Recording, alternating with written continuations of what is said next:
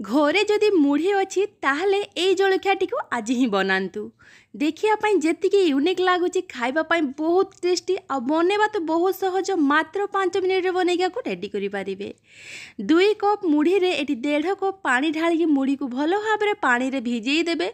2 minute पर्यंत ताकू एमिति पानी रे भिजिया छाड़ीदेवे। 2 मिनिट पर देखिए मुढ़ी पूरा भिजिकी नरम हो जाइतिबो ताकू से पानी रु छाणिकी मिक्सिंग जार रे देबे। जो माने मुढ़ी खावाई जमा भी पसंद करती तांको थरे एमितिका पिठा बनईकी दिंतु मुढ़ी रे देखिए से माने खाई सारा पर जमा भी बुझी पारिबेनी कि एटा आपण माने मुढ़ी रे बनईचंती।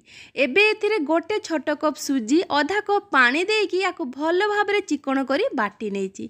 एबे मिश्रण को मु ढाली दउची गोटे जगह को।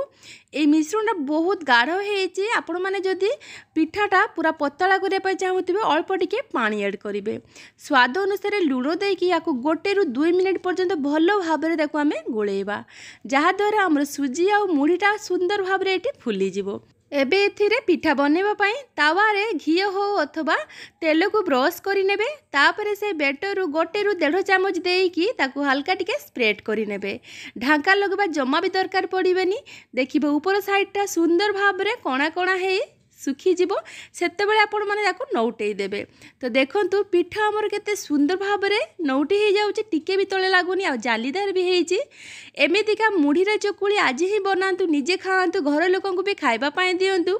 ए मुढ़ीर चकुली को आपण माने सांबर सहित लगे खाई परिबे, नड़िया चटनी धनिया पत्र चटनी सहित भी खाई परिबे। आशा करूची आजिर भिडियोटी आपण माने को निश्चय पसंद आसीथिबो। भिडियो भलो लागिथिले लाइक करिवे, शेयर करिवे। मु पुणी थरे आसीबी एमितिया गोटे इजी रेसिपी नै विदाय नेउची। जय जगन्नाथ।